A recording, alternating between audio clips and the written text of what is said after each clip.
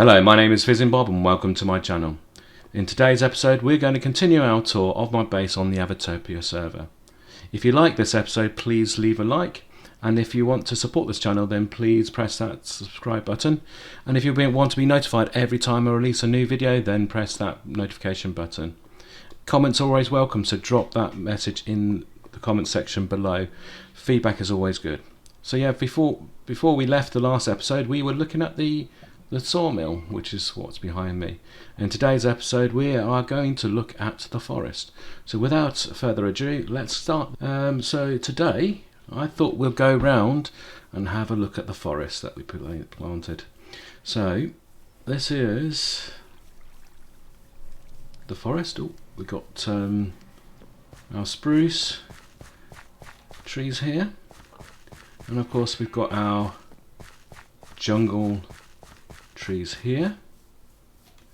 I'm using pumpkins to light up, pumpkins or jack-o'-lanterns to light up the area.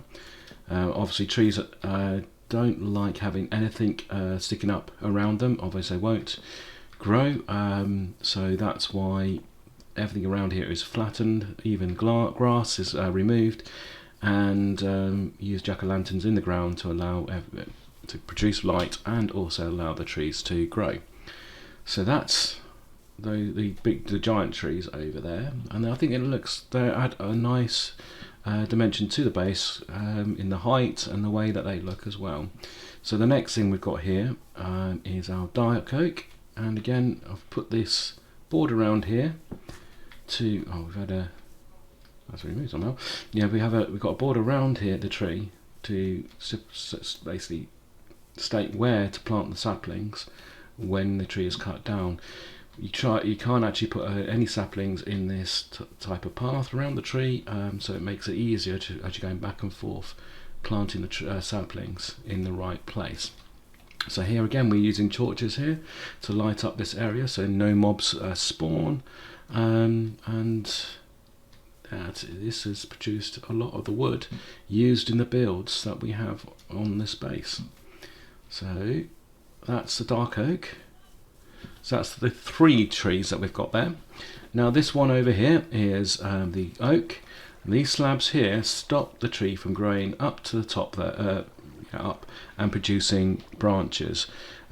If we produce branches, it reduces the efficiency of obtaining the oak logs, and therefore this method is quicker and easier to cut down these oak logs. The other thing is, again, we've got the path round here. This time it's only a single, as where with the dark oak and the spruce and also the jungle they use 4 saplings to make with the one tree. Here it's just the one, and yeah, this is again quite effective method of farming the trees. Now this other set of trees here in this area is the acacia, and again these are a bit more difficult because they don't just grow straight up, and they also have these branches, but they're not as bad as the oak trees and their branches and trying to cut them down. This here we can actually again quite an effective way of mining the trees, and again it's only one sapling to produce the one tree. So we now move over, go through to the last and final tree, and that is the birch tree, which we have over here. Again, it's only one sapling required. Again, we've got this path around the tree, and this is basically the forest. Now, it is always good to have as many trees on as possible. And there is also another way of farming the trees, which I'll show in a second. So what we've got in the middle of this forest is the Woodcutters Tower. Now here, if we look at this, we'll look at the inside, and as we move away we'll look on the outside of it. This is meant to be a rustic tower that gives fantastic views of the base. So as you can see here, we have got, it is giving quite a lot away here now, overlooking the base. And that's the first floor. We're going up to the second floor, and of course we've got this lovely glassed area that overlooks the base. Now that, I think this is a lovely base. This was lovely to build. It was again off of a GrabCraft build, and it's just a lovely. Yeah, it looks really good, rustic, and yeah, it was a really. It was the first one I did off GrabCraft. I learnt a lot from doing those ones.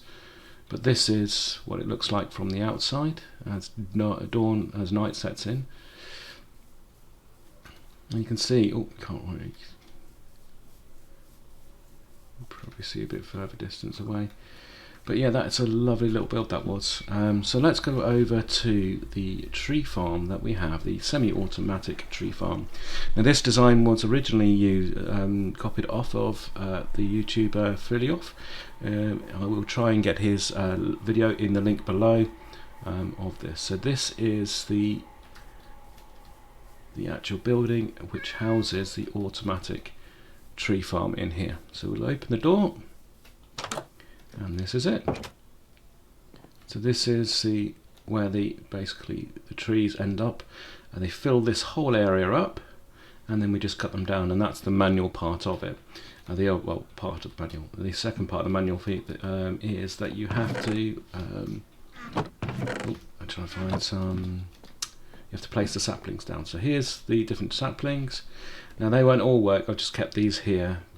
But the ones that do work are the oak saplings. This one's built for.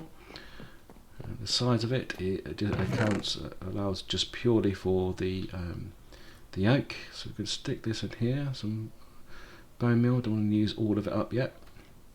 So what I've got here is a chest which we can put poppies or flowers or anything that we can turn into bone meal. We've got a composter behind here, and out in this chest comes the bone meal. So we then go into here. This is the planting area. This is where the pistons come out and crush the leaves and drop the saplings. And all we do then is put the tree down, and then we wait. And that's it. And again. So what happens now is these pistons push the wood that way. And then these pistons here, if we just watch it like this, and that's it, and it breaks the leaves. Excellent. And you just keep on doing this until eventually you either run out of bone meal, which we're starting to. That should keep it going for a bit longer. There we go. And that's white. So remove some of the bone meal here. Sometimes this locks up and gets too much bone meal in the actual dispenser.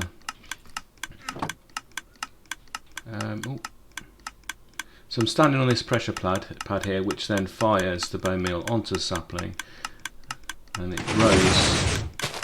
Its speed grows to the actual tree.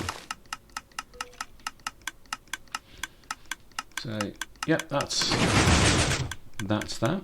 So whilst I'll do that, where's my axes? I've kept a load of axes in here, and this is how it works. This is it. This is now produced. Yeah, 2 rows of logs here, and all you do now is you take your axe and you just chop away and harvest the wood, like so. And then you can build, basically put it back in. This I find is it's a bit time consuming, and I don't think there is much time saving as doing it manually. Purely be the fact that you still have to wait for the trees to grow. They all have to grow. You get this point up to here. You probably get more out of it, actually, so to speak. But I've found this is the normal way is a more convenient way of doing it. But it's still a fun farm to actually build. So what we'll do is we'll go up to the top here. Again, this is just an empty space, which we could have used to fill other bits and pieces up with, and then. Yeah, looking at the top here, looking down, It's just empty space. It's really good. Used sandstone for this particular build to break up the. Not sure why that's there. To break up the grey and of the stone and the dark wood, and I think that again, yeah, it's a nice combination. That is using sandstone and the different types of stone we got here. So that is it. That is the forest. I hope you've enjoyed this video. If so, please leave a like. If you want to support the channel, then please press that subscribe button, and if you want to be notified every time I release a new video, then press that notification button too and make the bell ring. So remember that Minecraft soothes even the savage beast. So from me, Fizzing Bob, goodbye and take care.